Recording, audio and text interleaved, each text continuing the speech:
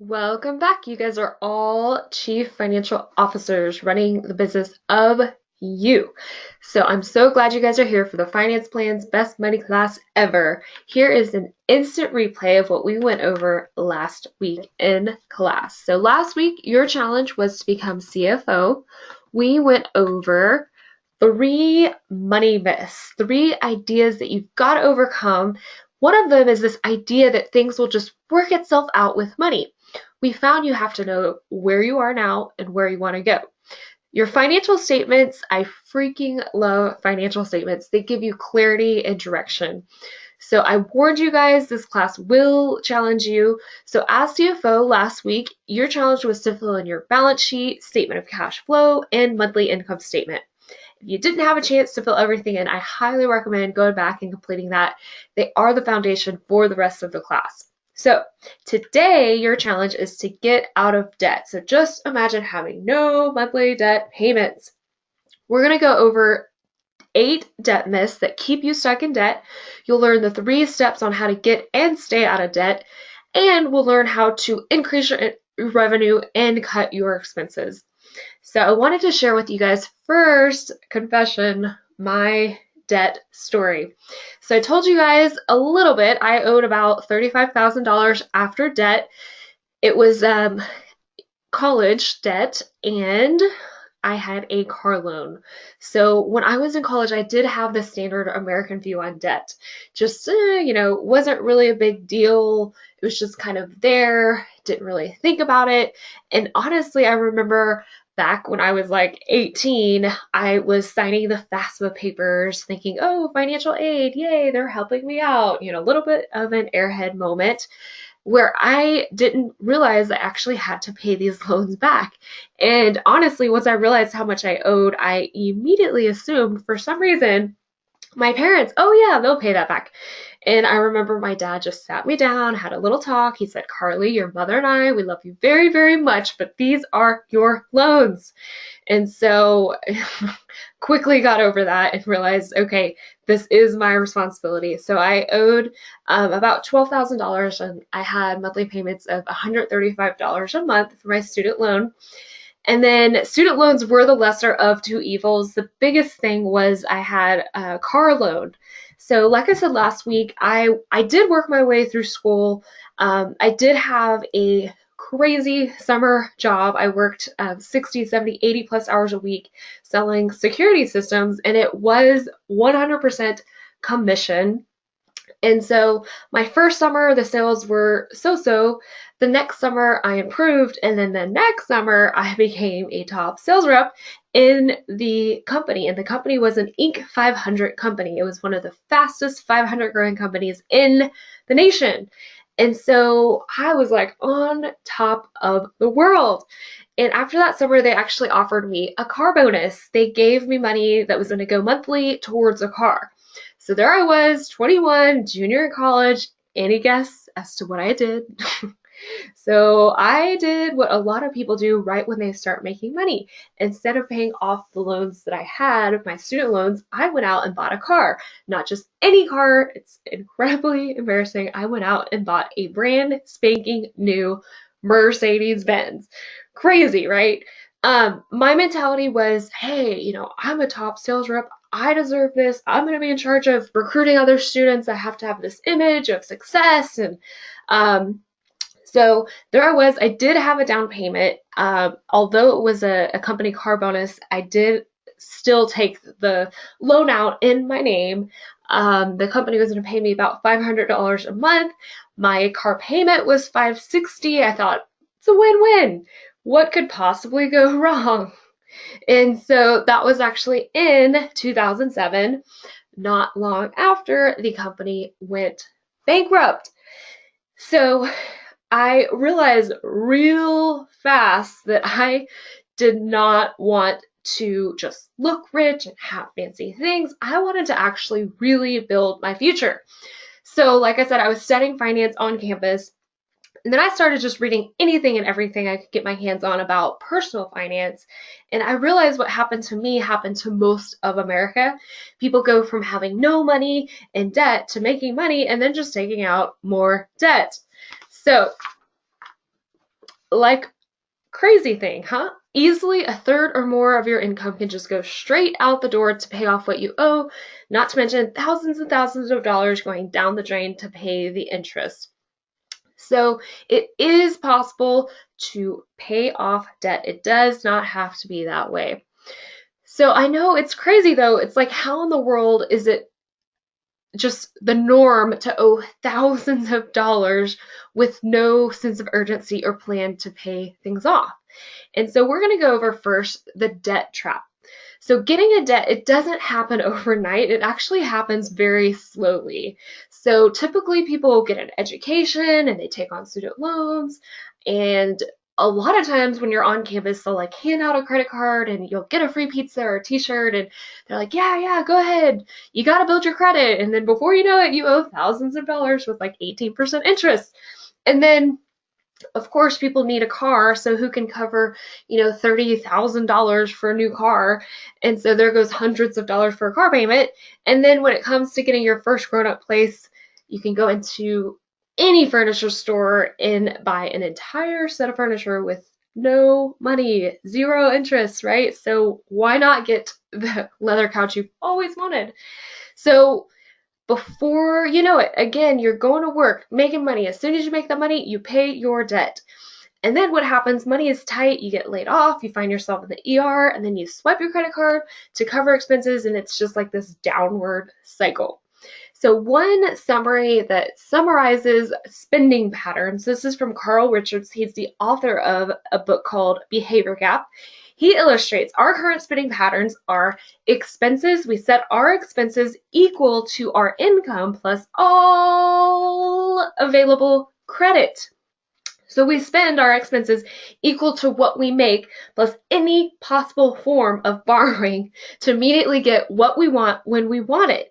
Because credit is so readily available for almost anything, you could swipe a credit card and immediately match the lifestyle that it took a lot of our parents 20 to 30 plus years to build. And so like we went over last week, there are must-have qualities for the students who do want to get out of debt. They have to work hard, have a positive attitude, and become coachable and teachable. So again, it's not all about numbers. A lot of it is psychological, behavioral. It's about your attitudes, your beliefs. So we're going to dive in and cover these 8 debt myths. These are ideas that might be holding you back from becoming debt-free.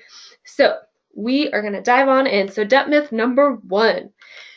A lot of people have debt and they're like, hey, my credit card has points and frequent flyer miles and all these amazing discounts. And you often think, oh, I spend money anyways, I might as well put it on this card and get amazing perks and points. And, it's so easy. You walk into any store and they're like, oh, well, if you sign up for our card today, you'll get 20% off the purchase. And so those are all great, but the bottom line, the truth is, the Federal Reserve reported Americans owe $935 billion on their credit cards. And so points feel like free money, but you have to spend money to get those points. And the average credit card user with a balance spends $1,300 every year in interest. So, next debt myth is this idea I make my monthly payments on time in full every single month with my credit card. If that's the case, congratulations. That is great. On average, though, only 65% of credit card users are actually 65% are not paying off their balances every single month. The truth is, when you buy with plastic, even if you pay the entire balance in full, they did a study, you spend 12 to 18% more than if you would have used cash instead. So it's kind of crazy.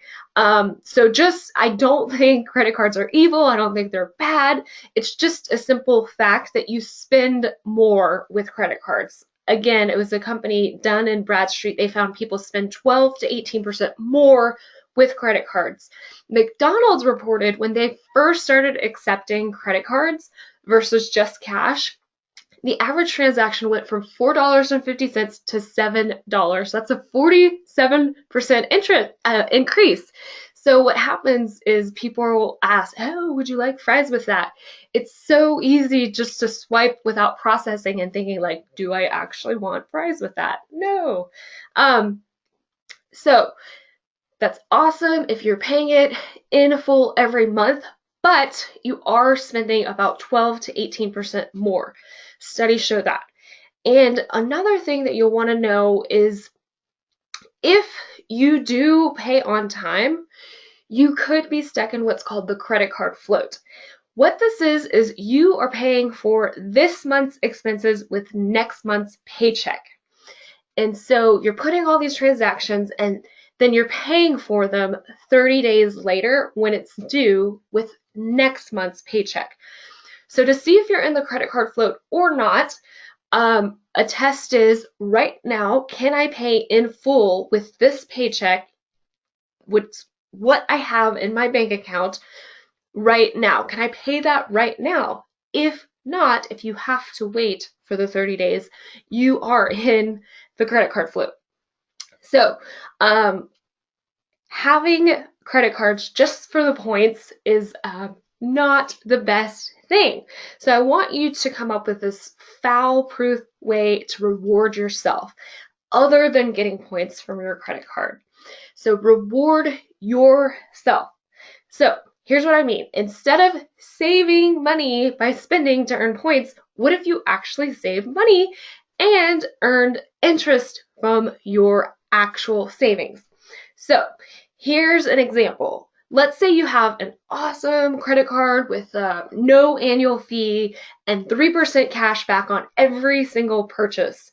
So let's say you make $20,000 with your credit card, you get 3% cash back, so you will get $600, and it does feel kind of awesome, right?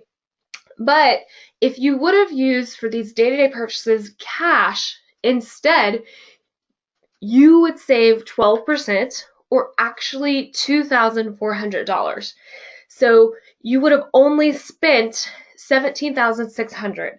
So you would have had $2,400 that you did not spend, that you saved. So this is real. This is real buying behavior. You spend more when you just swipe, swipe, swipe. So you will have $2,400 to your name. And get this, if you invest that $2,400 earning 8% over 45 years, it can grow to $82,000. So the new points, interest earned from actually saving your money, right? Give yourself points, aka interest. Reward yourself. So, debt myth number 3. I need a credit card in case of an emergency. And the truth is, unless you're some sort of superhuman who's immune to things breaking, at some point, something's going to happen where you financially would have never, ever in a million years predicted or wanted or known. So cars break, accidents happen, people get sick, people lose their jobs. So if you're on this spend everything you make budget, when something unexpected pops up, you have made that decision to pay for it later on your credit card. So I want you guys as CFOs to give yourself credit and to save 3 to 12 months of expenses for emergencies. So that is Independence Day number 3, the day you have your emergency fund. Debt myth number 4. Okay, wait a second, Carly. You have to have a credit card to build your credit. And so the thinking is,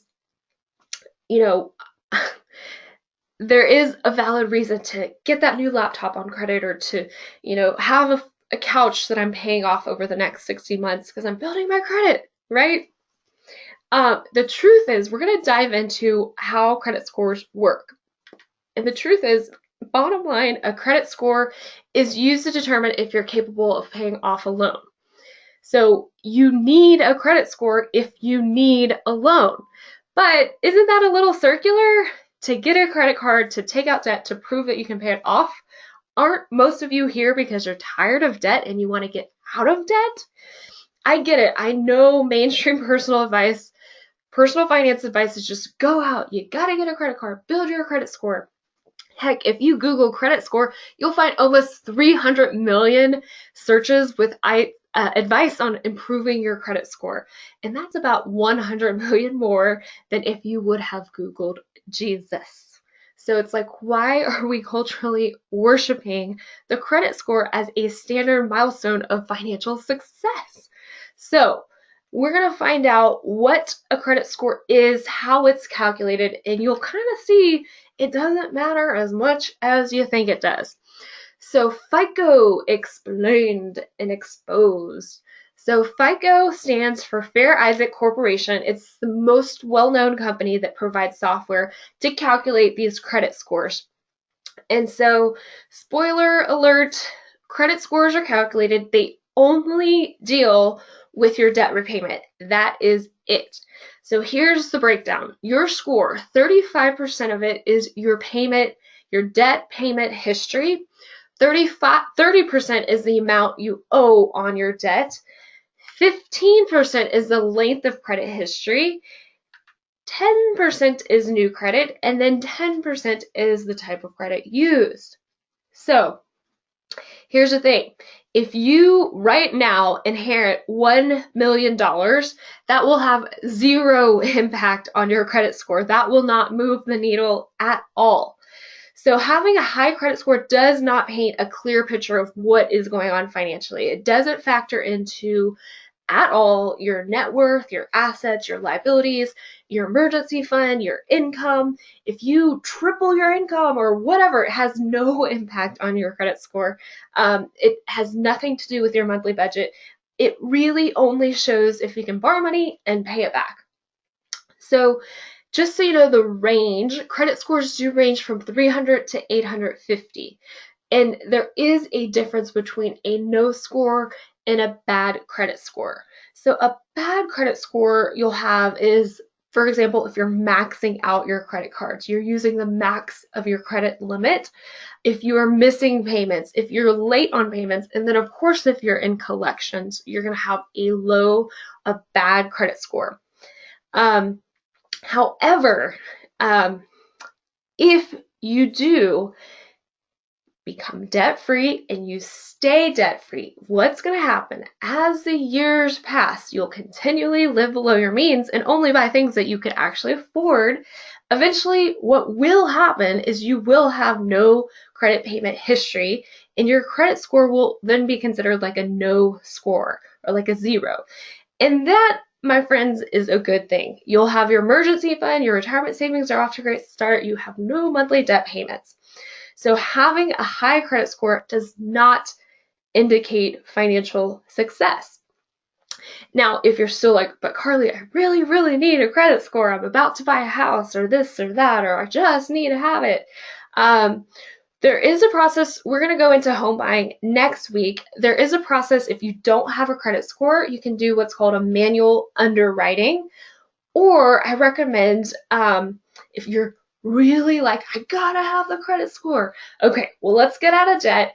And then what you can do is have what's called like a prepaid debit card or have a secured loan with a collateral. So like you do go out and you buy a laptop, you have the $1,500 as a collateral, as an asset that it's tied to. And then that, my friends, will do the trick. So, build your actual financial future by becoming debt-free and increasing your net worth. I promise you'll feel much more secure with being debt-free. So you can check your credit score. The best time to check is annually. There's a website. There's a lot of websites. This is the best one, annualcreditreport.com. So this is especially good to check. I have some people who are so overwhelmed, they don't exactly know where they stand.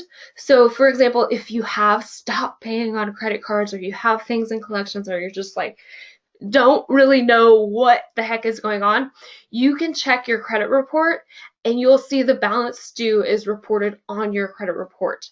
Another reason to check is if your personal information is stolen. You can see if any other cards are opened in your name. If there is, sometimes there's mistakes with balances due, like especially common with medical debt. You can check and see if there's anything funky going on with that. So debt myth number 5 is this idea that only credit card companies offer fraud protection. And that is not true. That's just not. So the Federal Trade Commission states that if there is an unauthorized purchase made on your debit card, you're not liable for those transactions.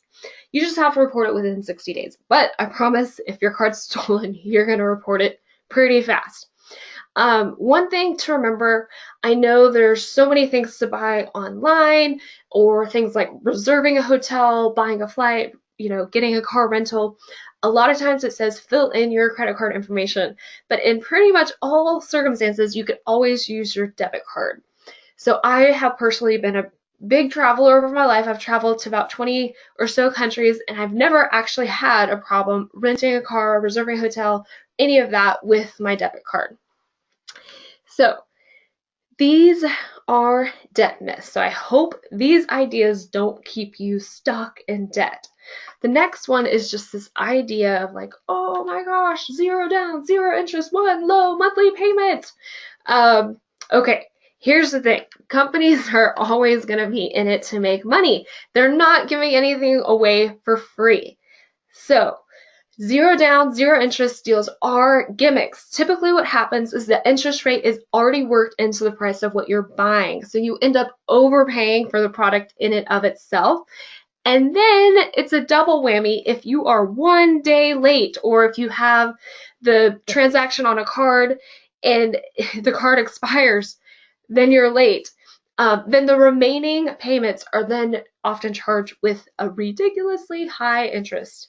So debt myth number 7 is this idea that you are just gonna have a car payment. It's inevitable, it's a part of life, so you might as well just drive something nice, right? Wrong. So the truth is, cars are depreciating assets, meaning they decline drastically in value. And it is possible to live car payment free. So we're going to talk a little more about cars next week also. But for starters, new car values drop between 25 to 40% within the first 2 years, and they just decline readily after in value. Good news though, according to Forbes, people are driving cars longer and longer than ever before, with the average age of cars on the roads above 10 years. So instead of trading in a new car, as soon as your current car is paid for, keep driving it and pretend like you still have that car payment to save up for your next car. So debt myth number 8 is student loans are good debt. Like borrowing for your education is never, ever, ever a bad idea. And the truth is, Americans own $1.3 trillion in student loans. The average student loan debt for an undergrad is $37,000, and almost 12% of borrowers are completely delinquent. So now, with the rising cost of tuition, it is more important than ever to evaluate the cost of tuition and going back to school and being aware of what is happening. So we're going to go over the skinny on student loans, and I hope you'll understand why time is money with your student loans. So a few things just to kind of keep in mind and understand, what type of repayment plan do you have? So the first kind is a standard repayment. This used to be the only kind, and what it is, it's a 10-year repayment where the payment's the same each month and you have a set fixed interest rate, and you will always pay less overall in interest with this repayment. The next type is what's called a graduated repayment. You'll pay lower per month towards the debt initially, then your payment's going to increase about every 2 years. The loan will be paid off in total within 10 years as well, though. There is also what's called an extended repayment. So this is for borrowers who owe over $30,000. The repayment is actually stretched over 25 years. Then we have kind of a whole umbrella of what is called income driven. So there are a few different types within this category, but there's income based, pay as you earn, revised pay as you earn, or income contingent. So what happens with all of these is your payment for your loan is capped. It's topped out at a percentage of your discretionary income. So normally it's between 10 to 20% of your discretionary income, and the loan will be paid out over 20 to 25 years. So I'm going to show you why time is money when it comes to your student loans. So an example, we're going to look at student loans paid out over 10 years versus 25 years and see the difference in how much you'll ultimately spend on interest. So let's say there's the average student loan debt of just over $37,000 with an interest rate of 4.66%. So paid out over 10 years. So the 10-year, the monthly payment is going to be more. It'll be $388. A 25-year payment, the payment would be $210. Here is the kicker. So over the 10-year, you will still pay $9,400 in interest, which is a lot. And then over 25 years, get this, you will pay almost $26,000 just in interest, which is almost the same amount as the entire loan. Crazy. So now a few other things to kind of look at and understand. There are some terms. You have a subsidized loan. This is the U.S. Department of Education will pay for the interest on your loan while you're enrolled at school at least half of the time, or for the first 6 months after you finish school, or during a period of deferment. There is also unsubsidized loans. So what this is you have to pay interest on the loan while you're in school after graduation. If any payments are missed, this is killer. If any payments are missed, the interest is added on top of the principal and total amount that you owe. So that's when things get out of control. Another term is deferment. So this is a postponement of your payment. Typically, this is during school. This is also 6 months after graduation. If you have an economic hardship like an unemployment, or if you're in military service, you can defer, you can postpone your payment. Then they also have, it's called forbearance. So this is if you can't make the payment, but you don't qualify for deferment. So this is kind of really where it gets rough, is the interest accrues, and this is on subsidized and unsubsidized loans. So time is money. We will want to pay these loans off as soon as possible. So we are going to then go over the 3 steps to getting out of debt. And they're all pretty common sense. So just imagine, though, having no debt payments. I do know that getting out of debt can be overwhelming. So we're going to break it down. Through filling in your balance sheet, you did enter your current liabilities, the total amount that you owe right now on each debt. And so I want to break this down so you can tackle your debt one step at a time. And each step is very, very common sense, so you've got this. The first step is to stop borrowing. So stop borrowing, right? Stop taking on new debt. Only buy items that you can actually save up for and pay for. It's really going to be hard to get out of debt if you keep increasing your debt load. And again, this is kind of common sense. So if you want to, for example, stop smoking, you got to stop buying the cigarettes, right? You can't just have like this vague sense of wanting to get out of debt and just continue to swipe and use your credit card and borrow money and pay out over 60 months or whatever. So stop borrowing. In order to do this, warning, we're going to have multiple pop culture references. So to stop borrowing, I want you to do like Usher says. You know, Usher, the rapper, he says, "Let it burn." So his hit song, Burn, when you feel it in your body, yeah, burn. Okay, I'm not going to sing because I'm horrible at singing. But anyways, in his song, he breaks up with a girlfriend that he still likes, but he knows she isn't right for him. So in this odd way, having debt can be oddly cozy or like comfortable. It's just like where you're at. a car loan or balance on your credit card. But deep down inside, it's something that you know you gotta do. You gotta let it burn. So if you have credit card debt, just get rid of your credit cards.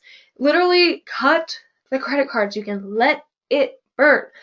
So it's nice just to stop borrowing money in theory, but that's the same thing. Like if you were to break up with a boyfriend or girlfriend but still see them every day, it doesn't work. You gotta let it burn.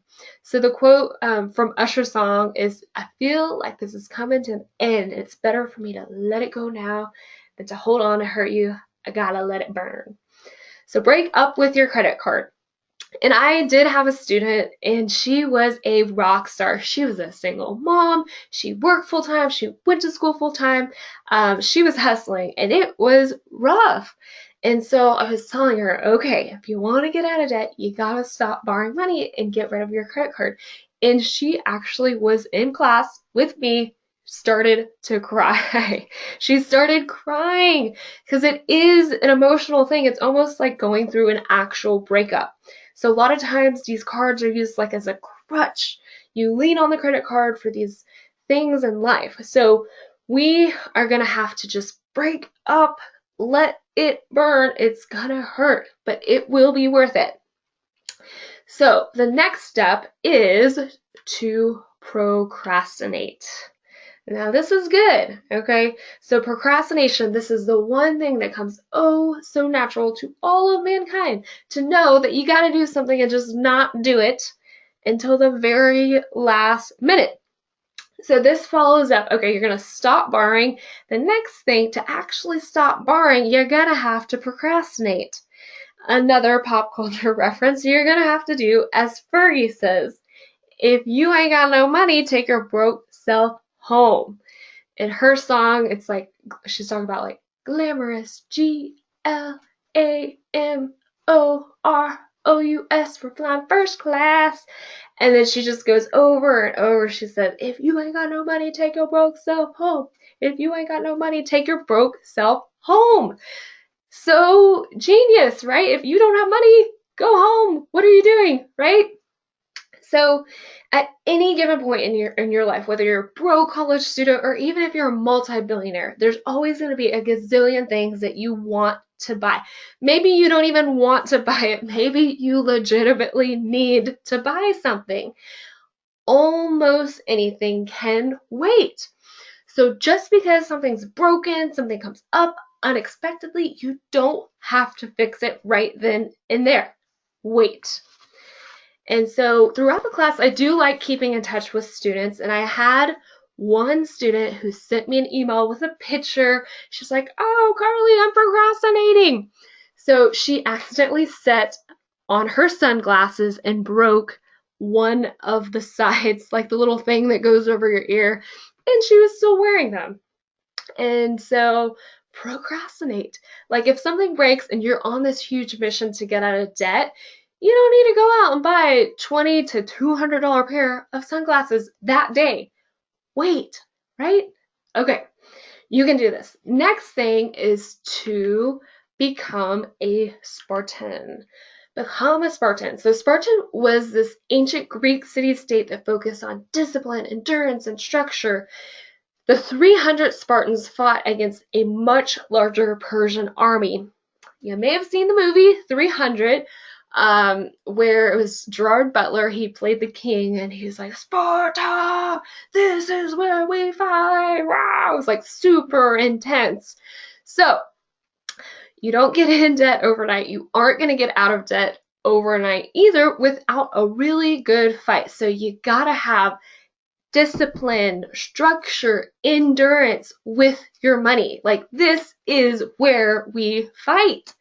So I want you to actually pay $300 extra towards your highest interest debt each month. Why 300? It's like the Spartans, few but strong. So $300 is small enough. I really believe that pretty much anyone can do it by cutting a few things or working a part-time job. It is also big enough to really make huge grounds when it comes to getting out of debt. So one note, if you are already 100% debt free, congratulations!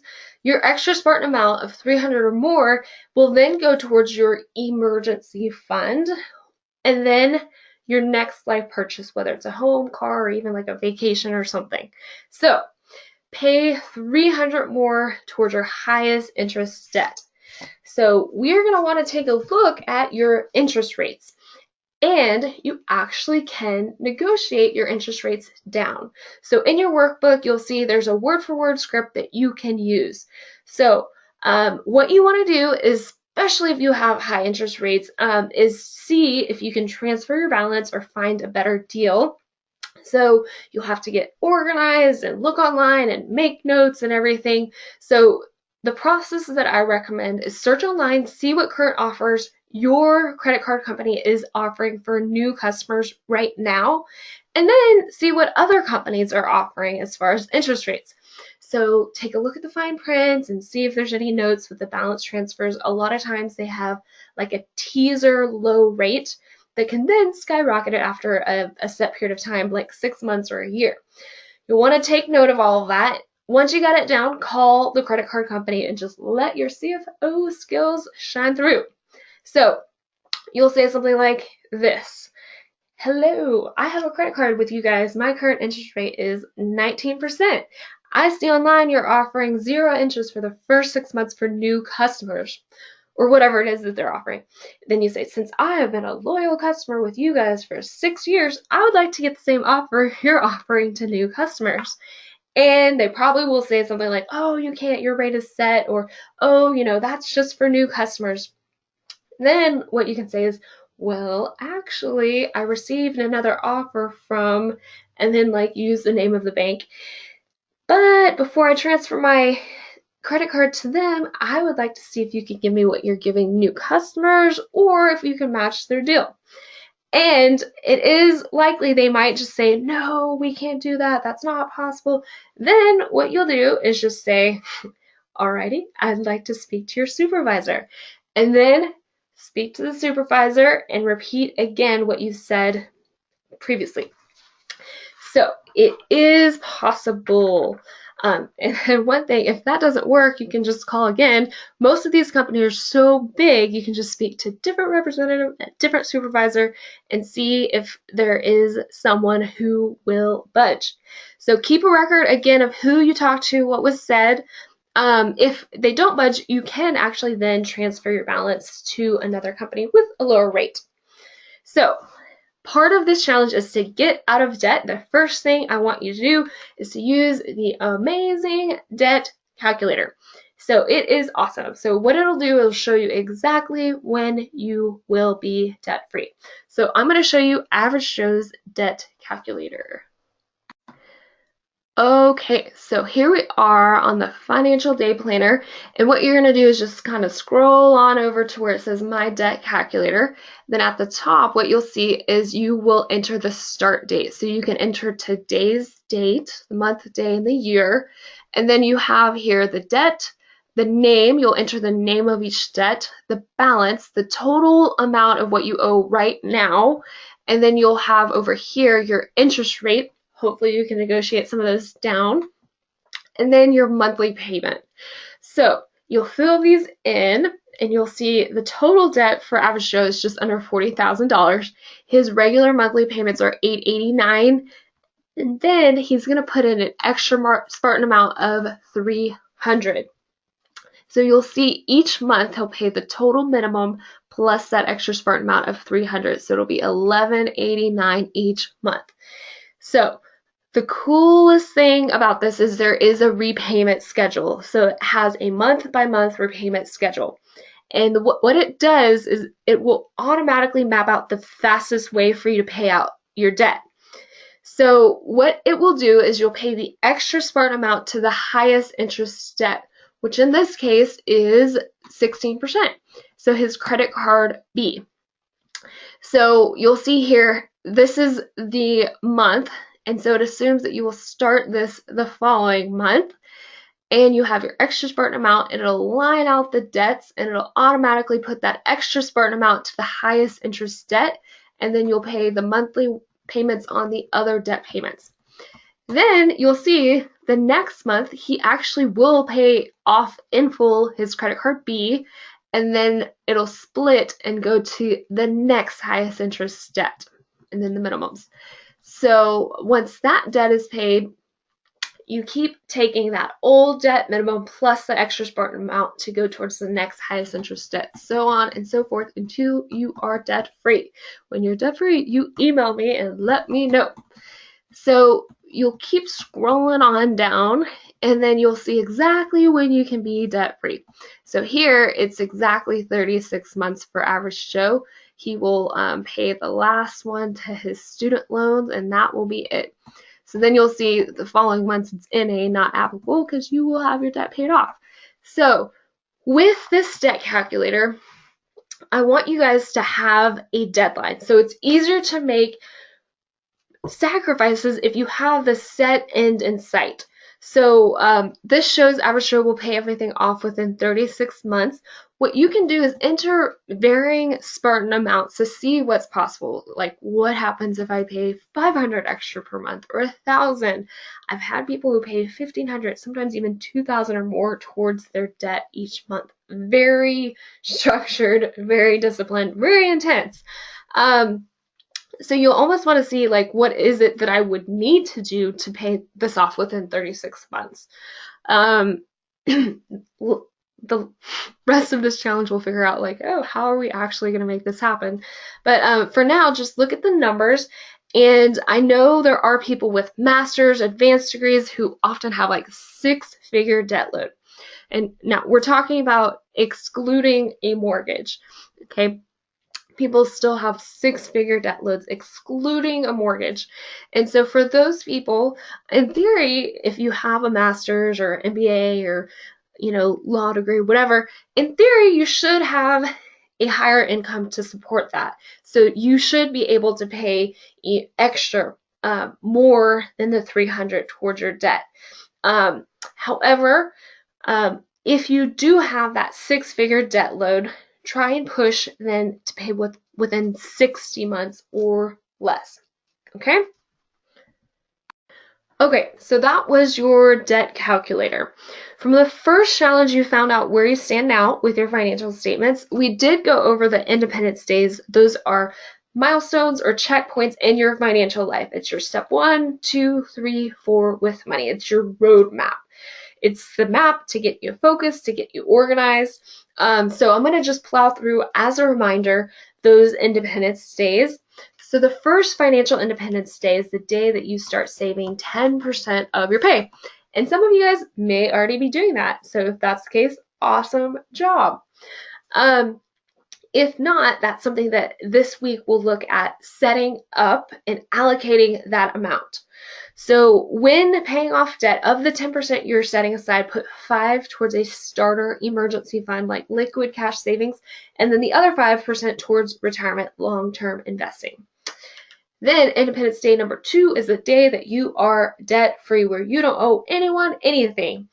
So what you'll do, again, the process, pay all the minimums each month plus an extra Spartan amount, $300 or more, towards that highest interest debt.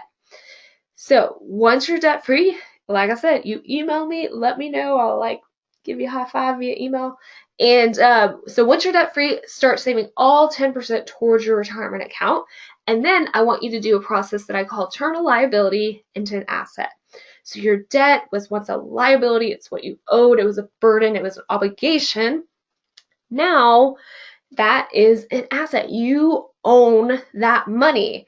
So you will turn what was a burden into an asset.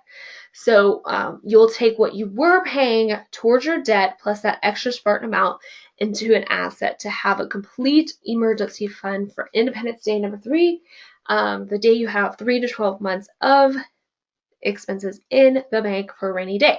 Some of you who are already debt-free, this is where you would then jump to. You'd have your extra Spartan amount go towards completing that emergency fund. Then Independence Day number 4 is the day you save up for life purchases. So retirement's off to a great start. you don't have those debt monthly payments, you got money in the bank for a rainy day, the sky is the limit. You can save up for the fun things in life, whether it's a home, car, going back to school, starting a business, or even just um, retiring early. The sky is the limit. So that is the basic process. That's the finance plan. So what we're going to do is we're going to figure out how to actually apply this. And so we have clearly defined what financial independence is. We're going to see how we can apply what we've learned so far. And what we'll find is something's gotta give. So for average Joe, he was kind of sort of living paycheck to paycheck before the class. In order for him to actually save and to start giving and to have an extra Spartan amount to get out of debt, he's got to change. Like something's got to give. And so Albert Einstein said the definition of insanity is doing the same thing over and over and over again, but expecting different results. So if you want to get out of debt and build savings, you can't continue to manage your money the exact same way and get new, different, better results. Okay, something's got to give. And so this challenge, you're going to fill in your debt calculator and see how much extra you'll pay towards your debt to get out of debt within 36 months or less. Then we're going to see what in the world can we do to make this happen. So your income statement. So a lot of people are like, make a budget, keep a budget. You got to have the budget. I say become CFO, manage your money like a boss. So what you're going to do as CFO is go to the next month's monthly income statement. And you're going to project your income and expenses for the next month and see what it looks like to actually save the 10% and pay your extra Spartan amount. So what we're going to do is go over epic ways to cut expenses or increase your revenue to make this plan happen. So I want to dive in and we're going to go over first how to cut expenses. Specifically, we're going to go over how to cut your flex or variable expenses each month. Flex expenses, so these vary from month to month. And just like working out, you can stretch, make these last longer, stretch your flex expenses. So when on a mission to get out of debt, you're going to really focus for these flex expenses on needs. So needs would be your food and gas to go to work, right? That's something you gotta have. Like you gotta go to work, you gotta get there somehow, you need transportation. So life happens. You may also have car repairs or medical expenses, which would then be a need. Like if you're sick, you do need to get that treatment or a prescription or whatever, doctor's visit. So when getting out of debt for flex expenses, this is what you're going to be spending money on. The necessities, the needs, food, gas to get to work. If something comes up medical or car-wise, you got to take care of your business here. The things that are wants and you're going to have to procrastinate, you're going to have to wait on are, remember the categories. So the next category that is not a need, it's a want, would be your projects. So like that backsplash you want to redo in your kitchen is going to have to wait if you really want to get out of debt. And so projects, redoing your office or home improvement, do it yourself, big things, new furniture, a new comforter, those things are gonna wait. Another thing that you'll wait on is celebrations. So of course it's not going to be like give up Christmas, but it's just going to be like let's have a modest Christmas, right? Stick with the basics. Wait on the over-the-top gifts and this and that and huge celebrations, extravaganza parties, right? Also, you'll want to wait on travel. These are wants. These are things you can procrastinate, you can wait on. So you can, of course, go to Bali for sure. Do it. but that's gonna wait. Let's do that a few years from now. Or that new leather sectional, it will be on sale again in the future. So let's wait. So we're going to go over a brilliant system to managing money for those day-to-day purchases that, like those expensive brunches and all that stuff. And this is my favorite thing, called weekly cash. So this is a brilliant system for managing money for these day-to-day expenses like the food, gas for the car, basic operating expenses, okay? So the best way to get control of your money is to use cash for day-to-day purchases, especially in areas that people tend to overspend, food and entertainment. So whenever I was getting my financial house in order, I read everything I can, and all of the personal financial gurus out there across the board, they all agreed if you are on a mission to get out of debt, the best way to control your spending is to switch to cash, have a cash budget, cash operating for your day-to-day purchases. Now, different experts have different ways of using cash. Some say put a set amount of cash in a jar. Some say put cash in this envelope for this thing or that thing. I have a different system. I do what I call weekly cash. I take out a set amount of cash each week, every single week, for day-to-day purchases. And I love it. I absolutely love it. So there's 3 reasons why I love using cash for day-to-day expenses. And the first one is you spend less. So you have a set amount of money and you part with the money. When it's gone, it is gone. And so, as I mentioned before, you spend, like studies show, you spend about 12% less with cash versus buying with plastic. Even if you're paying the balance in full, even if you use like a debit card. So plastic does not process in your brain that you're spending money. Don't believe me? Look at casinos. They don't use $100 bills. They use these little red and black plastic chips because it's proven gamblers spend more with plastic than actual money. So this is the only way that's 100% effective to make sure you're spending money that you have. What's going to happen is you'll have to start saying no to things. You like subconsciously stop wasting money. So if, for example, you go out to the movies, you'll buy the ticket but pass on the overpriced drinks and popcorn. Or if you're going out to eat with a friend, you'll look at the prices and avoid buying the most expensive thing on the menu. Or instead of buying the $4.50 mocha, you'll get the $1.70 coffee. So weekly cash will help pace your spending throughout the month. Now, I have had some people who are like, oh yeah, I tried that once and I had my cash and then it was just gone and I just couldn't do it. And I'm like, okay, that is the point. Like, you have a limit and you make that money last. That's the point. Pace your spending. Slow down. Okay? Second reason I like it is it helps small businesses. So every single transaction you make with a credit or debit card, the business owner pays a fee, 2 to 3% of your purchase. And this, of course, hurts small businesses. So oftentimes you'll see like little coffee shops like mom and pop are like, please use cash if possible. Or even like Specs, it's like a family-owned liquor store. They'll have where they'll give you a 5% discount for a cash purchase. And then lastly, it is actually more secure. And this is a little counterintuitive. A lot of times, like I mentioned, people think, oh, credit cards gotta have that, it's more secure. But it really isn't. So there's been so many breaches. I know like one of them was the Target breach. 70 to 110 million people's information was stolen. So of course, if the transaction's on your card, you will cancel the card, you will get reimbursed.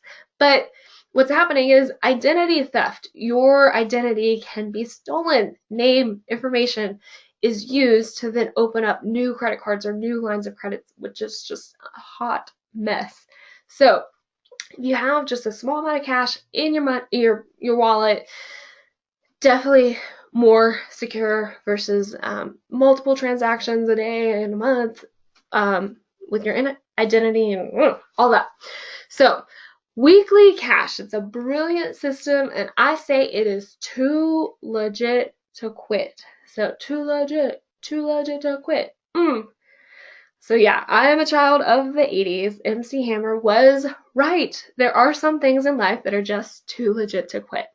So I want you guys to set an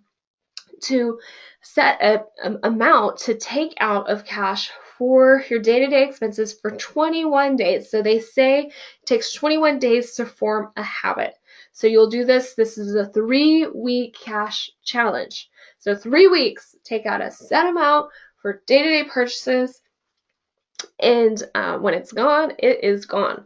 So a good part of your challenge will be to figure out what is your weekly cash amount. I will tell you my amount. I have done this for years and it works like a charm. I take out $120 a week for day-to-day purchases. So a good starting point if you're like, I don't know, I'm going to try this out, I want to be coachable, you can kind of set your own amount. A good starting point would be to take out $100 to $160 for day-to-day purchases. Again, this is like food, gas for your car, small gifts occasionally, clothes, entertainment, just like everyday life things, right? If there is anyone who's a full-time student, you'd spend less, like maybe 60 to 80 a week. Or if you are debt-free, you have a higher income and you have family, so your groceries are going to be more, maybe like $200 a week. So again, I personally take out $120 for day-to-day spending, and I love it. So a quick breakdown, I typically spend between $20 to $40, this is per person for me, on food and groceries each week. And then I also spend $20 to $40 for gas for just day-to-day commuting or the occasional road trip. And then the rest is for occasional going out to eat, happy hours, movies, a new shirt here or there, just other day-to-day operating. Small gifts like a gift card or whatever. So weekly cash is too legit to quit. Too legit to quit. So try it out for 3 weeks. Just try it. Then once you're on it, you'll love it because it really helps pace the spending. So one thing, of course, make sure you go to your ATM from your bank. You definitely want to avoid fees and then take out, like I said, a set amount to last for the week. So, let's kind of back this train up. You're like, wait, what? Carly said groceries $20 to $40 a week? What? So yeah, I will dive into grocery shopping. I'll teach you my step-by-step process for buying groceries. Can save you thousands of dollars. So according to Mint.com, the average person spends $581 on food and drinks in a month, which is about $7,000 a year. So if you spend $40 a week on groceries, that's $2,080 a year. And let's say you go out to eat once a week for a $20 dinner, that would be an additional $1,040. You'd be spending a whopping total of $3,120, which is a savings of about $4,000 in a year. So you can save a ton with grocery shopping. So how in the world do I spend less than $40 a week on groceries? And that's per person. So now that I have a household, I take out $120 and my husband takes out $120. And so together we spend, now it's $40 to $80 for 2 people in total on groceries. For one person, I was spending $20 to $40. Now it's $40 to $80. So how do I do this? There's 3 steps. First step is just do it, right? So my primary source of food comes from the grocery store. I consistently spend about $20 to $40 per person a week for food. And so obviously it's going to be more with spouse, kids, all that. But per person, that's how much I've been spending for like the last decade, pretty much. And basically, just do it. So make grocery shopping part of what you do. So a lot of people have this daily habit of coffee, lunch, dinner. They're eating out multiple times within the week. And so restaurants, takeout, even fast food is always going to be significantly more expensive than groceries. It just is. And then get this, aside from the markup of food when eating out, automatically you'll save with groceries because groceries have no sales tax in most states and you don't have to tip. So let's say with a 8% sales tax and a 20% tip, every item purchased at a grocery store is automatically 28% less expensive than eating at a restaurant. Okay, so just do it. Make grocery shopping part of what you do. Next, make a list and check it twice. So Santa was on something. So there is a book, it's called The Science of Shopping, Why We Buy. Market researcher found that 60 to 70% of purchases made at a grocery store are complete impulse buys. So that means you weren't planning on buying it and you bought it. You didn't really need it. So what I want you to do, and this is the most important step, is before you go to the grocery store, think through what it is you need for the week, for breakfast, lunch, dinner, snacks, and then also other toiletries like shampoo, toilet paper, toothpaste, or if you have a potluck, like what side am I going to bring or whatever's going on for the week. Think through and make your list. Check it once before you go to the store. So make sure you have everything you need for the upcoming week. Okay? Then the key thing is take your list with you at the store and only get the items on the list. So that, my friends, you will avoid impulse purchases. So what I do, make it easy, have a regular date or time that you get your weekly cash and get your groceries. So what I do is I actually have on my phone's calendar, I add an event that's set up on repeat. So it is every week, it's repeated. In that, I have my staple grocery items. So I have the things that I get every week, like milk. Most weeks it's like milk, eggs, cereal, right? Things that I always get, the staple items, and that's set on repeat, so I don't have to rewrite that or think about that every week. Then I just add additional items for that specific week. Okay? So just do it. Make grocery shopping part of what you do. You will save a ton compared to fast food. And then make your list and check it twice. And then lastly, look at prices. So take your list on your phone with you. Look at the prices of the items you're going to buy and then get the lowest price brand.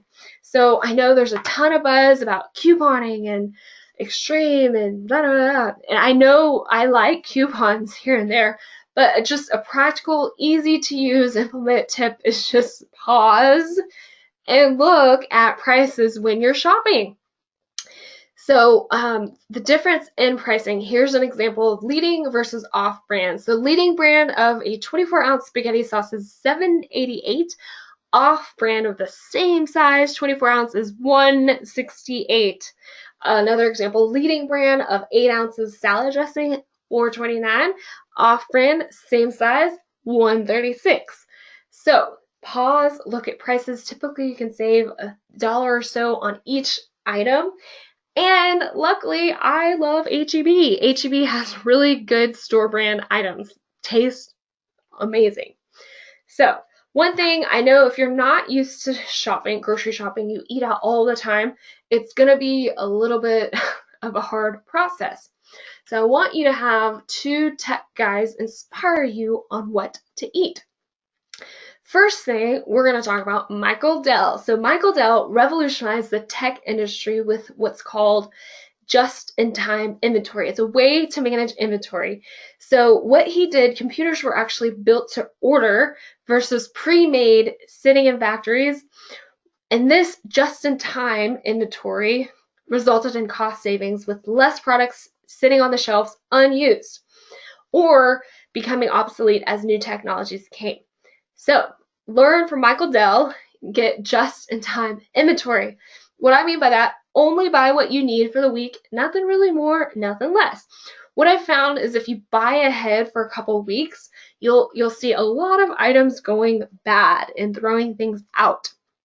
And then if you you want to avoid like having multiple trips in a week and I'll just stop after work and grab this or that. No, stay focused. Just have once a week, get what you need, nothing more, nothing less, just in time. You have what you need for that week. Second person is Steve Jobs. So he famously wore the same thing, a black turtleneck, jeans, sneakers, and he did this to avoid decision fatigue. So he did not want to waste time being worn out by like meaningless choices. So like what you wear isn't that important, right? So same thing with food. Obviously your body is really important, health really important, but coming up with creative, new, different meals, you don't have to waste a lot of time and energy. So what I want you to do is find out what it is that you like and have that as a regular part of your routine. So in your workbook, you'll see a few ideas. So breakfast and lunch, just find out what it is that you like. Me personally, I buy a big container of oatmeal. My husband likes cereal, but I have oatmeal and I have a banana in the morning, every morning. I don't have to think about it. It's done. So another idea for morning would be, like I said, cereal, waffles, bagels, toaster strudels, muffins, breakfast burrito, Pop-Tarts, egg, yogurt parfait. So find out what it is that you like and just kind of stick with that. Lunches, same thing. Find what you like. So ideas would be sandwiches, PB&J or meat and cheese. There's soup, there's salads, bagels, again, pitas, and then all kinds of sides. You can have cheese sticks, yogurts, granola bar, chips, fruit snacks, fruits, veggies, right? And then what I do is I pretty much Steve Jobs style have mostly the same breakfast and lunch. I avoid decision fatigue, and then I mix it up. And for dinner, I have what I call a meal of the week. Meal of the week. So I look for meals that are easy to make with fewer random spices and complications and all of that. That make like 5 or more servings. And so what I do is I make like a big meal on Sundays, and then I have leftovers. So an example of that would be sliders. So like that's chicken fajita sliders. So it's super easy. You can get a thing of chicken fajita pre-seasoned and put it in the crock pot, and it's done. You have these amazing sliders, and then I had rice with that. And then I'll have things like casseroles or just large meals that you can make, have your leftovers, then you're good. One thing to look at when you are at grocery stores, if you're switching over, you're like, I don't like to cook that much, and that's fine. You don't have to be a good cook.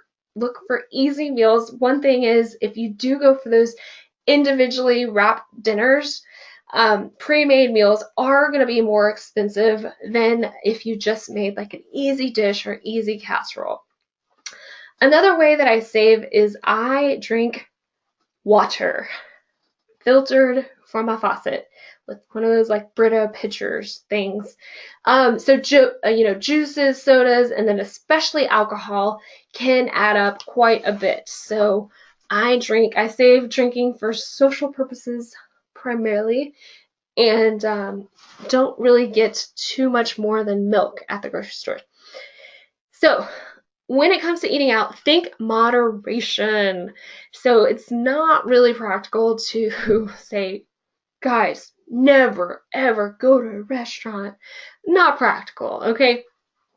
So when going out, you can easily spend 40, 60, 100, maybe even 200 before you know it. So when it comes to eating out, just think moderation. So save eating out for social purposes like dates, birthday celebrations, or like a group outing, people in town. So normally we have meals at home, and then I go out on a date night once a week. And we, for two people, can go out and spend 20 something dollars. So what we do, 3 tips to eat out but not break the bank: order water.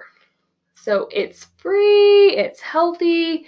So again, drinks, especially even at the grocery store, but especially at restaurants, even if it's tea, soda, and then alcohol, they're marked up exponentially. So it's estimated there's a 300% markup on wine at restaurants. Crazy. The biggest way I save is I do what I call the split a meal. So portions are so big at restaurants. Share a meal with a friend. Half off, bam, right there. So split a meal. If you don't have someone who wants to take you on the offer, then make 2 meals out of what you order. Always take home those leftovers. Then there's an app for that. So order an appetizer. So often appetizers are lower priced, they're on special during happy hour, and they're large enough for an actual meal like sliders, nachos, quesadillas, right?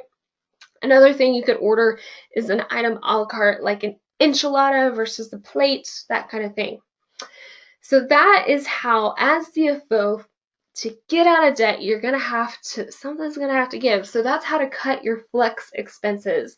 So you're going to pace your spending with weekly cash. It's too legit to quit.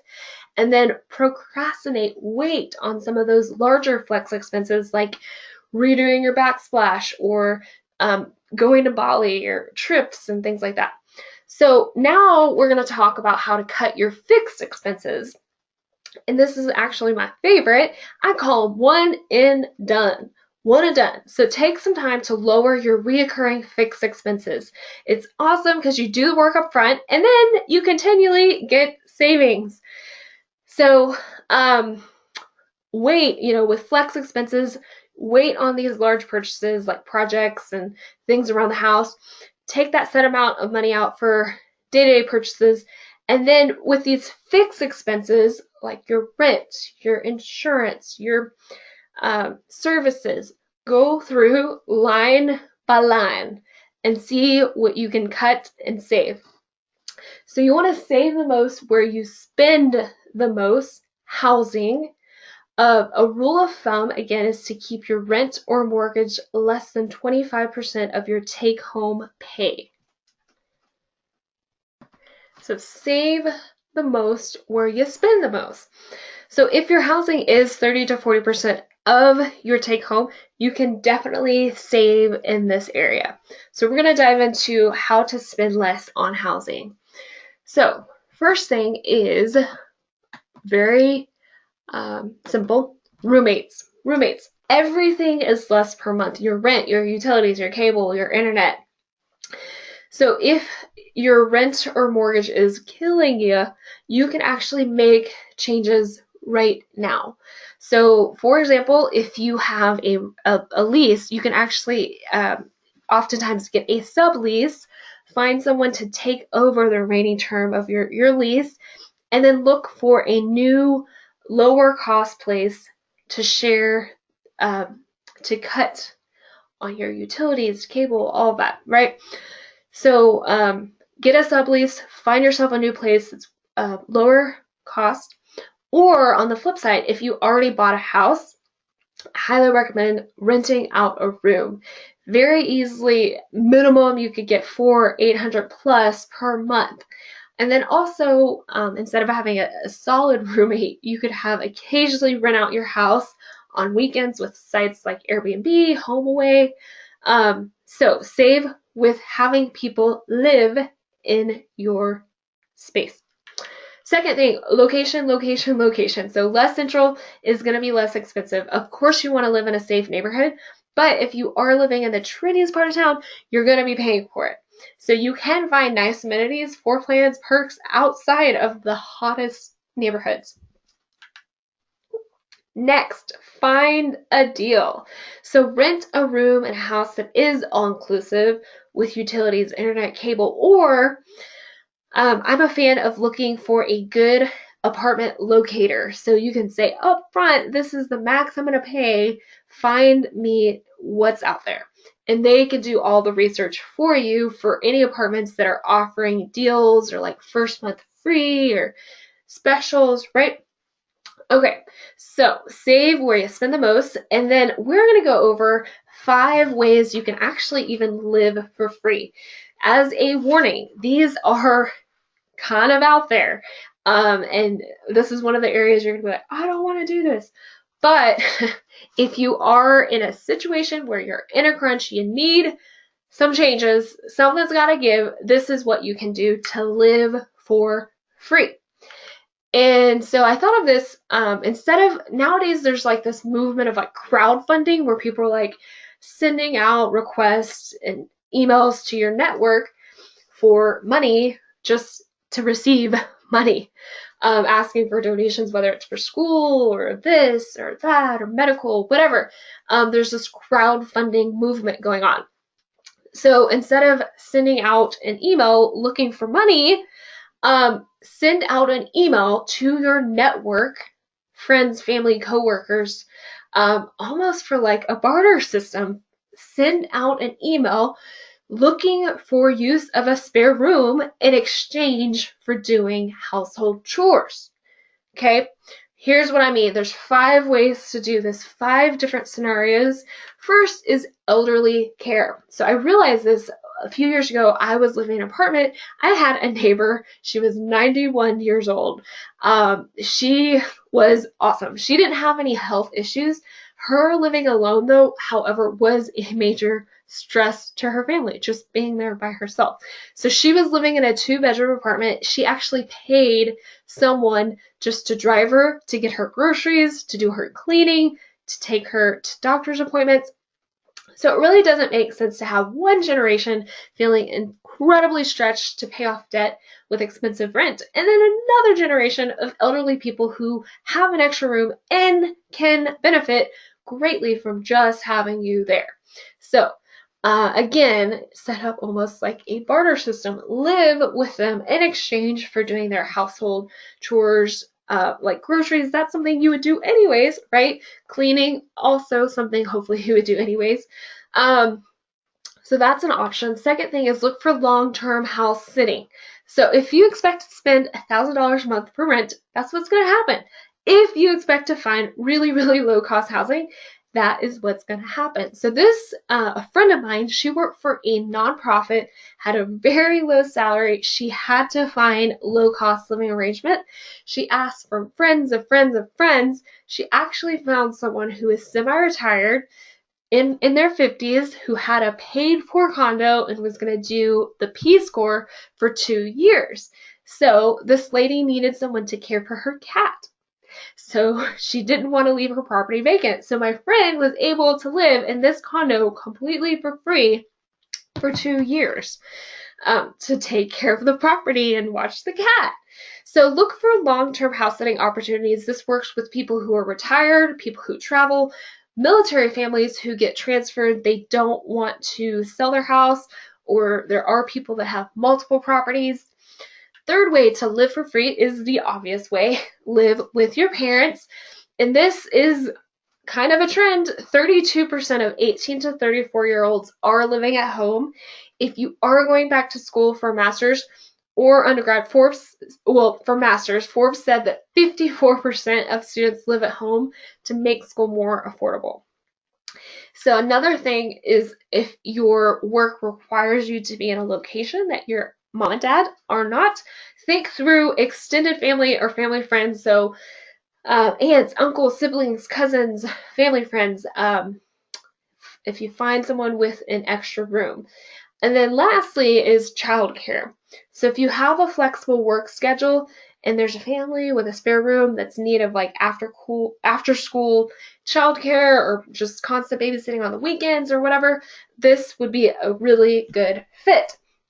So in your workbook, I included a sample letter looking for these opportunities. You could send out and just do an email like, hello, I am starting a new chapter in my life. Could you please let me know if you know of coworkers, relatives, neighbors, anyone who, for example, would be an independent elderly living on their own and has a spare room available in exchange for helping around the house, or any families that have a spare room and would like an after-school babysitter. So all of these are they're just ideas.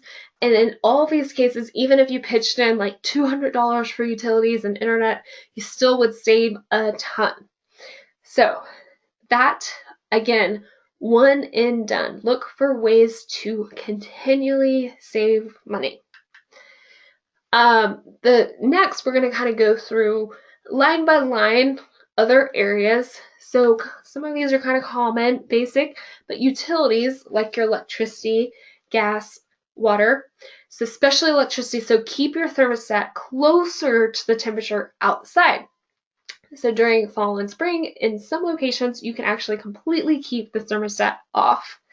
And then basics of, if you leave a room, turn the lights off. When you're gone, make sure you have, TV off. Consume less energy.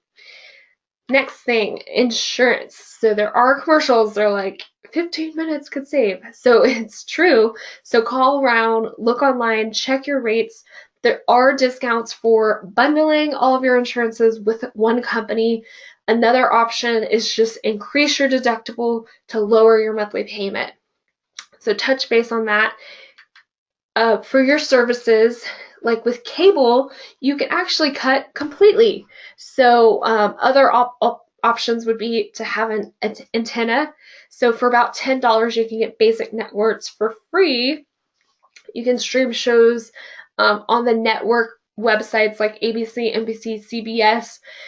You can stream any show on, Hulu, Netflix for around $10 a month. And then, of course, you can save on cell phone, lower your data, get a better deal, have like a family group plan, add more people to your line. Internet, you can actually completely cut. I've had people who cut the internet and then just use your cell phone as your internet, and then internet for free at coffee shops and apartment tech centers. There's a lot of free public Wi-Fi areas.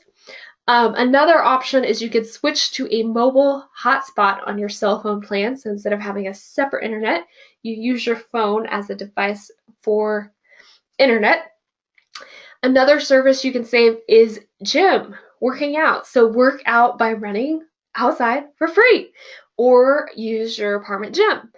Or you could buy a workout video and have like a one-time fee and then use it for free for the rest of the year. And then now there's a lot of YouTube do-it-yourself home workout videos.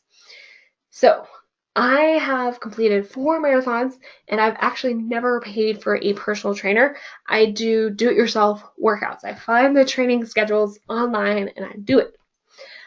For another service is childcare. So a few ideas in this department: you can share a nanny with a friend. You can form a co-op, babysitting co-op, where you trade babysitting with other families. Another way to set or to cut fixed expenses would be your debt repayment. So if your car is just draining your budget each month, you can sell your car and get a less expensive used car. Any other debt that you have, like a tangible asset, like a TV, like an iPad, or any kind of item that you have debt on, you can sell that item. Okay? So a really good example of this one and done is my husband. So this was when we were dating. He actually was just on a mission to get out of debt. He had MBA debt, lots of debt from getting his master's.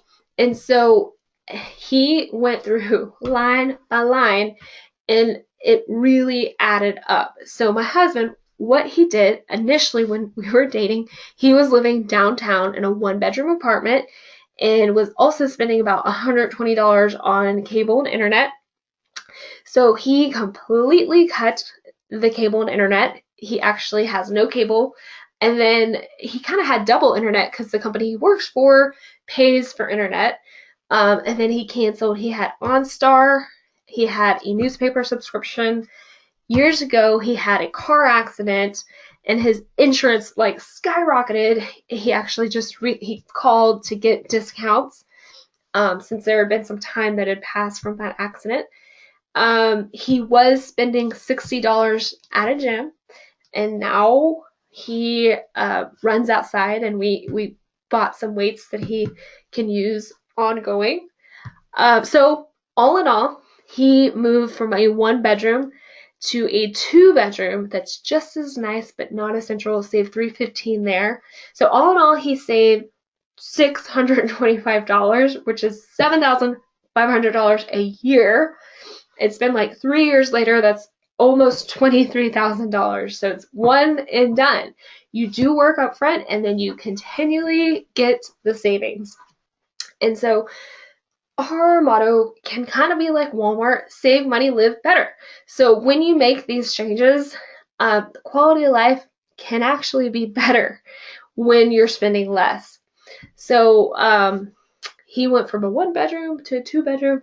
Anytime also you call to cancel a subscription, the company wants to keep your business, so they will often, offer you a lower price for the same service. So that is how to cut expenses. Next thing, it's really fun to save money, but it's even more funny to make money. So we're going to talk about making more money. So bringing in an extra 300, 1,000 plus per month can do wonders in your journey to getting out of debt and building savings. So we're going to go over 5 ways to increase your revenue. And some of these are common sense, but you might not be doing them. So the first thing is to ask for a raise.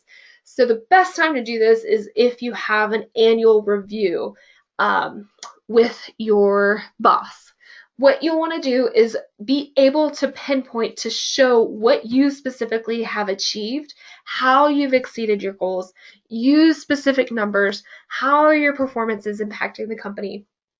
And then also, just kind of at minimum, you'll want to ask for at least a 3 to 4% cost of living raise. Is your pay keeping up with inflation, right? You'll want to look for ways to take on additional responsibilities or projects to show your value added to the company. So ask for a raise. Second way to increase your revenue is to work overtime. So work more hours and overtime at your current job. So this is really good for people, especially like nurses or anyone who does jobs and shifts. Okay, just work at the same position, just more shifts.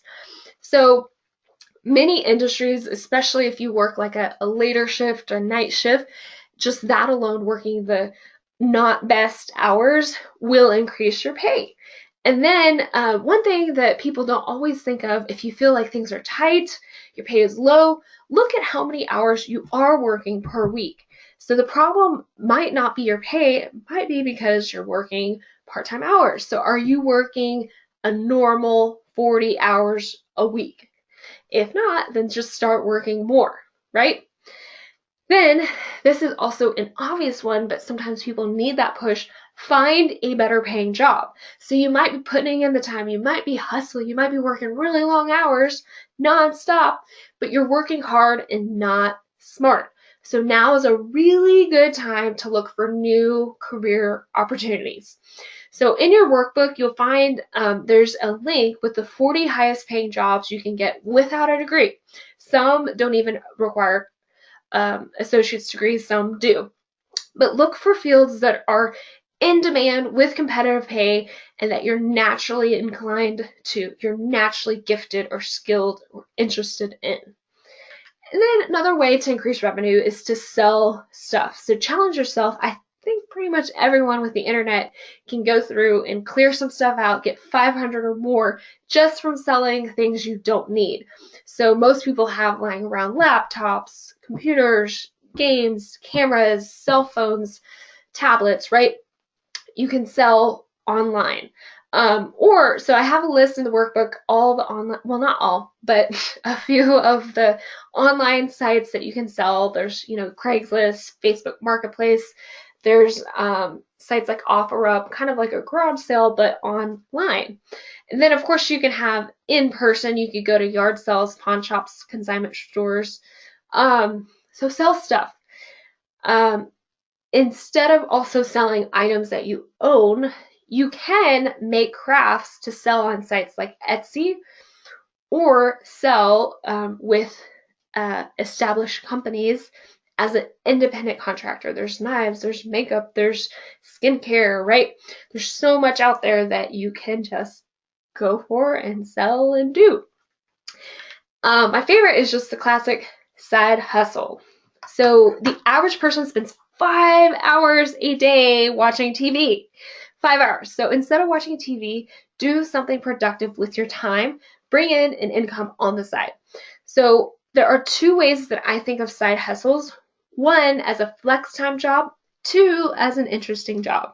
So flex time's job, what that is where you set your own schedule, you pick up shifts here or there around your life. So an example of this would be like babysitting, right? You can say, oh, yes, I can babysit this Friday night. Oh, that night, not for me, right? Other thing would be mowing, landscaping, dog walking, cleaning houses, reffing sports games, working at a stadium, pedicab, elderly care. A really good one, especially for people with flexible pay, substitute teach here or there. And then there's always like waiting tables, bartending. So with these, they're really flexible when you can kind of pick up shifts here and there. They're maybe not the most fun, but they provide that extra income.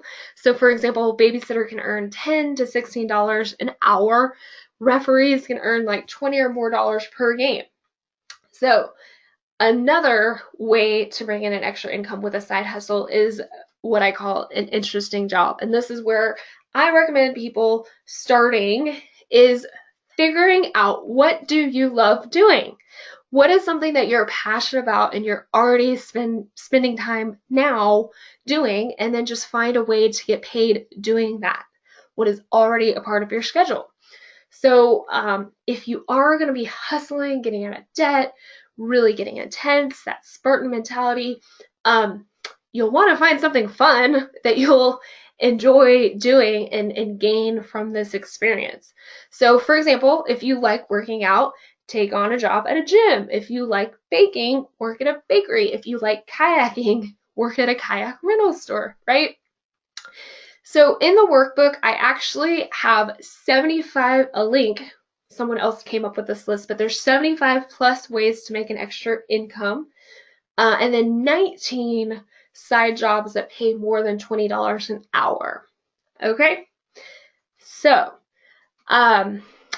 you can do it. So, one student, I actually worked with him through this class, and I told him what I just told you guys. Look at how and where you already spend your time. So he grew up, he played soccer, he was constantly at the gym, loved working out, and so I said, okay, this is already part of your schedule. How can you make money doing it? So he emailed, and just like that, he found a position as a soccer trainer. So he received an additional income working heavy hours in the evening, 5 or so days of the week, but he was able to bring in $2,000 extra dollars, and that's how he paid off his car and credit card, over $8,000 in 2 months. And this is something that you can do as a short term, let's get the momentum to get this thing started. Another student, she was a lawyer, and she had like the standard law job. She then took on clients on the side in a very niche market. She drafted trust for gun owners. And so her thought was, why not? So she was actually already debt free. She didn't have kids. She found herself like binge watching Netflix. So she's like, why not do something productive? So you will then this week figure out how to cut expenses and increase your revenue. So I'm going to show you how this is going to work. Okay, so this is Average Joe's monthly income statement. So his challenge is going to be to fill in his debt calculator, find out how much his extra Spartan amount is going to be per month to get out of debt within 36 months or less. And then for the following month, which is going to be December, he is going to see what he's going to do to make this happen and if something's got to give. So he has here, he filled in what he projects to happen for the rest of this month. And then he has his projected ending balance, which then spills over to his starting balance for December. He has here his paychecks that he will receive in the following month. And then this is where he is going to apply his Independence Days. So his pay is $3,000. So he's going to start saving 5%, $150 towards an emergency, 5%, $150 towards retirement, and he decides he wants to start making giving part of what he does. Here he actually has his housing expenses, his rent plus his average utilities, and then all of his insurances, which is his renters and his car. His health is already taken out from his paycheck, and then the total of his services. Then he entered his extra Spartan amount, $300, and then these are the debt minimums. So what he's going to do, he sees his income and his expenses. His fixed expenses are there. He added in applying his Independence Days in the finance plan. Now he's going to project what his flex expenses are. He's going to do a starter prediction by looking at what he spent in his flex expenses last month. And that is seen up here. Last month he spent $725.55 on his flex expenses. So he enters that there to get a feel for his next month. So he looks down and he looks at his ending balance, and something's got to give to the tune of $431 or more. So he is not regularly paying extra. He is not regularly saving. So based on his spending last month, someone's got to give. Like, to make this plan happen, he has got to make some changes. So he is going to temporarily work a part-time job with a side hustle. He decides a CFO $800 a month. Then in the future, he's going to make note to lower his housing and look for an apartment $750 or less. He makes a note to bundle, so he goes through line by line, okay, and thinks, I'm going to bundle my car and renter's insurance. He estimates he'll save about $20 a month. Then Average Joe, as CFO, decides he is going to temporarily get rid of his internet. I know. But he is going to use the internet on his iPhone at his apartment tech community center. So that is his plan. So he puts it into action, and he is going to try that weekly cash because it is too legit to quit. So he'll put in more details of what he's going to do for the month. So December has 5 weeks. So his weekly cash he's going to have for right here, he's going to put weekly for 12-1, 120. And then the following weeks, 12-8, 120, weekly 12-15, 120, weekly 12-22, 120, and then weekly for the final one for 12-29.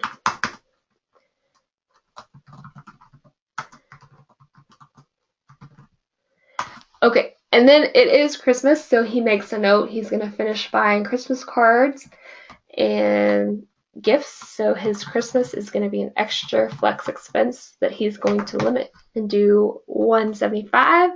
And then he is going to have a present for a wedding. He decides as CFO, he's going to spend $75. So that is his income and his expenses as CFO he predicts. And so you'll see the extra side hustle. He has this projected beginning balance, projected income. He is going to automatically save that money and pay extra towards his debt. So that is his income statement, paying the extra Spartan amount. So your challenge is to get out of debt. Watch the instant replay for details on exactly how to complete your challenge. So get out of debt. This is how we do it.